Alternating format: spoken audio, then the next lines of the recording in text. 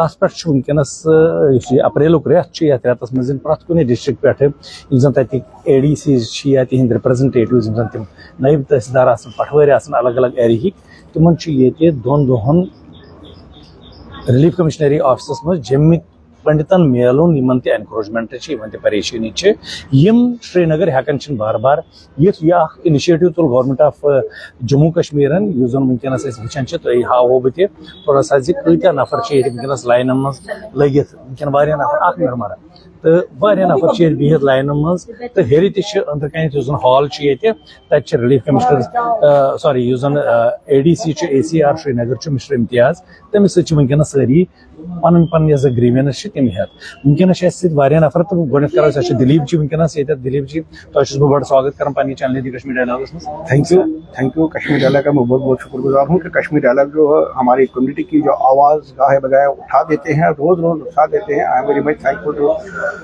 Kashmir dialogue, particular to Vijay Rana ji, जो हमारे community के जो मुद्दे हैं वो बार बार उठाते रहते हैं और बार बार उन मुद्दों पर अपनी बहस भी करवाते हैं, लोगों की राय भी जानते हैं। उसके लिए मैं आपका बहुत बहुत धन्यवाद हूँ, बहुत बहुत शुक्रगुजार हूँ कि हमें आप जैसे लोगों की इस कम्युनिटी में जरूरत है, जो कश्मीरी कम्युनिटी की उन बेसहारा लोगों की, बे आवाज़ लोगों की आवाज़ बने हुए हैं। बहुत बहुत शुक्रिया सर। मुझे बताइए कि आज 1 अप्रैल है और ये जो एक initiative government of Jammu Kashmir ने लिया है और हर एक डिस्ट्रिक्ट से हमारे लोग आ रहे हैं, क्या कहना चाहेंगे? देखिए, लास्ट ईयर हमने एक रिप्रेजेंटेशन दी थी चीफ सेक्रेटरी साहब को कि भाई हमारे जो वहाँ पे एनक्रोचमेंट हुई है, जो हमारे वहाँ पे कुछ ग्रीवेंसेस है उनको रिडर्स नहीं किया जाता, कम से कम 10-15 चक्कर लग जाते हैं, फिर भी वो ग्रीवेंसेस रिडर्स नहीं होती है। तो इसके लिए आप एक कैंप ऑर्गेनाइज करो ताकि उन लोगों को कुछ सहूलियत मिल जाए। तो I am very much thankful to chief secretary साहब, तो रिलीफ कमिश्नर साहब की, जिन्होंने इस मुद्दे पे ये आज कैंप लगवाया है। लेकिन साथ साथ मैं ये कहना चाहता हूँ कि आज 1 अप्रैल है, क्या कहीं ये अप्रैल फूल तो नहीं बनाया जा रहा कश्मीरी पंडितों को? क्योंकि आज तक जितने भी कैंप लगे उनका कोई रिजल्ट ओरिएंटेड कोई नहीं आया, अभी तक कोई रिजल्ट नहीं आया।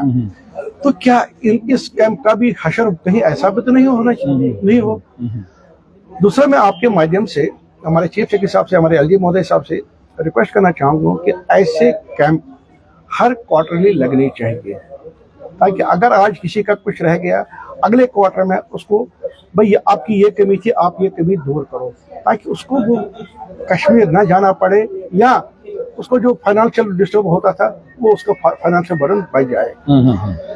जैसे कि हमने पहले ही कहा, फाइनेंशियल बर्डन का मतलब ये है कि बंदा जाता था वहाँ उसकी कोई सुनवाई नहीं होती थी, दिन लगाता था, रहने की जगह नहीं थी, रहने की जगह नहीं, हिसाब नहीं था, तो बेचारा अल्टीमेटली 2-4 दिन में ही फटाफट भाग। अरे कम से कम मैं खुद की बात करूं, कम से कम 15,000 रुपया एक आदमी को कश्मीर जाने का खर्चा लगता है। अब मान लो आज पटवारी के पास गया 15,000 वो, कल गिरदावर के पास गया 15,000 वो, परसों तहसीलदार के पास गया 15,000 वो, ठीक है, फिर ACR के पास गया, फिर ADC के पास, फिर DC के पास, वही घूमता रहता था। फिर वो उसको वापस रिटर्न करते थे।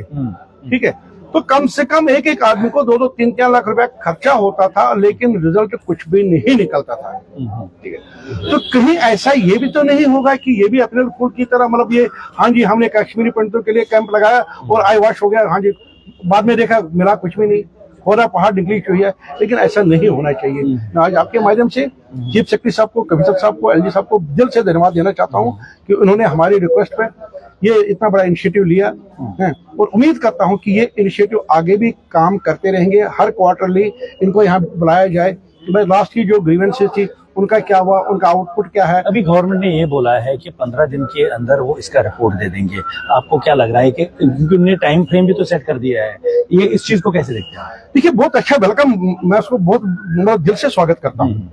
अगर ऐसा होगा 15 दिन में रिपोर्ट आएगी, मैं उसको दिल से स्वागत करता हूँ कि चलो देर आयत दुरुस्त आयत, देर आयत दुरुस्त आयत। मगर दूसरा मैं ये कहना चाहता हूँ, जो गवर्नमेंट ने वहाँ पे लैंड ग्रैब की है, चाहे मंदिरों की हो, चाहे कश्मीरी पंडितों की घासचराई वाली जमीन हो, आबादिया वाली जमीन हो, जो गवर्नमेंट ने ग्रैब की है, ठीक है, पर्टिकुलरली ये कश्मीरी पंडितों की जमीन है, उसको चलो इसमें मंदिर, स्कूल बना दो, पंचायत घर बना दो, स्टेडियम बना दो, लेकिन उसी के साथ मेरे पड़ोसी की जमीन है, उसमें तो कुछ भी नहीं है। ऐसा हुआ है ना, ऐसा हुआ है। मैं आपको एक एग्जांपल देना चाहता हूँ, मैं अपने गांव की बात बता रहा हूँ। एक पंडित था हमारा, सोच ऐसे ब्राह्मण, वो गरीब था, उसको तमसोस जमीन डार मतलब चूंट कुलोस वगैरह वगैरह ऐसे लिखो तब पत्नी बिजली घर बन बे ये पंचायत घर बन तो मकलो उशुस थी वन मैं वही आज रिक्वेस्ट करता हूँ, मैं आज वही रिक्वेस्ट करता हूँ हमारे चीफ सेक्रेटरी साहब से, हमारे एलजी महोदय से, आज वही रिक्वेस्ट करना चाहता हूँ कि जितने हमारे मंदिरों की जो लैंड ग्रैब हुई है, जितने हमारे कश्मीरी पंडितों की गवर्नमेंट ने लैंड ग्रैब की है, देखो ये माफिया खाली कश्मीरी मुसलमानों में नहीं है, ये गवर्नमेंट का भी बहुत बड़ा माफिया था जो उसने काम करा था कि कश्मीरी पंडितों की लैंड कैसे ग्रैब की जाए ताकि कल कश्मीरी पंडित वापस ना आ जाए। ये भी एक बहुत बड़ा बैरियर था, ये भी बहुत बड़ा उन्होंने कॉरिडोर लगाया था कि कश्मीरी पंडित वापस ना आ जाए।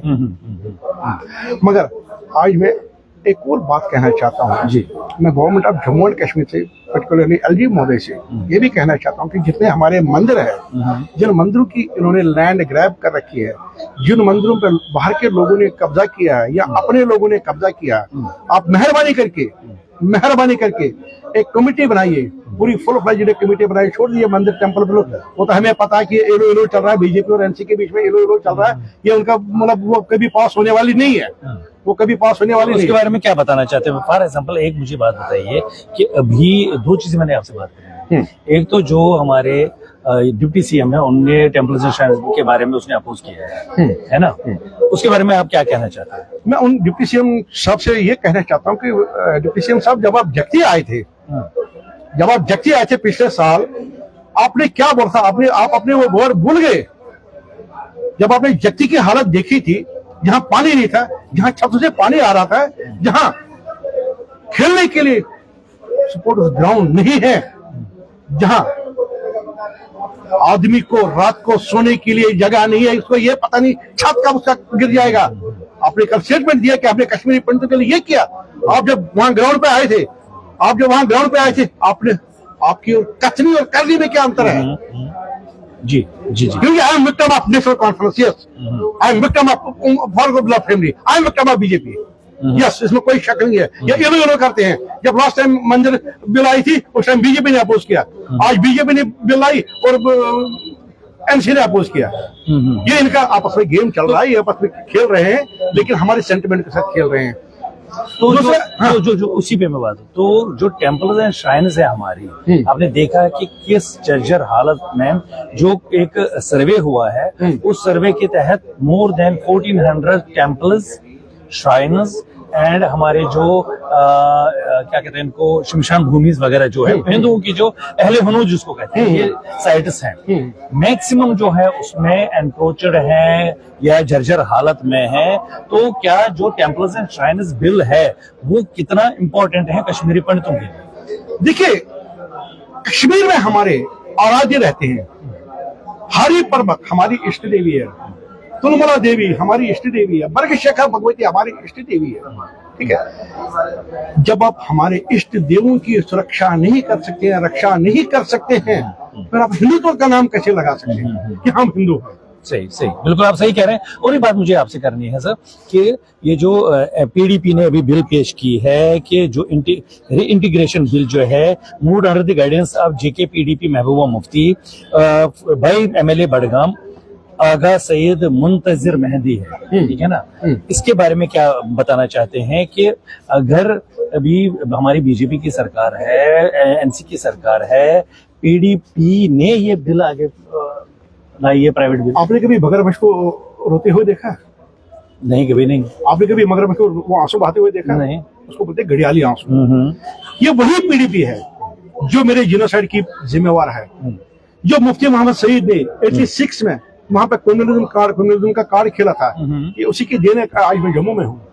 अब वो पीडीपी किस मुंह से कह रही है कि कश्मीरी इंटीग्रेशन, किसको इंटीग्रेशन? आपका मानना यही है कि आज 36 साल बाद कश्मीरी पंडितों की जो हालत है, जो अभी यहाँ लाइन लगी हुई है अपनी जमीन को खोजने के लिए, अपने अस्तित्व को खोजने के लिए, इसका जिम्मेदार पीडीपी है? बिल्कुल, पीडीपी, एनसी, ये सब उसके जिम्मेवार है। इसमें कोई भी ऐसी पार्टी नहीं जो अपने आप को दूध का दवा हुआ मानती है।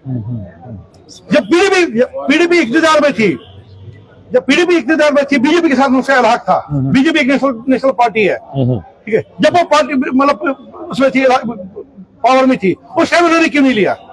उस टाइम इन्होंने क्यों नहीं लाया, आज क्यों ला रहे? आज ये सिर्फ एक पॉलिटिक्स कर रहे हैं कि नहीं हम हिंदुओं के हितैषी है, लेकिन हकीकत यह है कि कश्मीरी पंडितों का हितैषी आज तक कोई भी पार्टी नहीं निकली, कोई पार्टी नहीं निकली। दूसरा आप देख लीजिए, कल सुरेंद्र चौधरी साहब ने बड़ा बयान दिया, जक्ती में हो रहा है जक्ती। अरे जक्ती में मेरे को 25 करोड़ का स्टेडियम था, वो किसने लिया?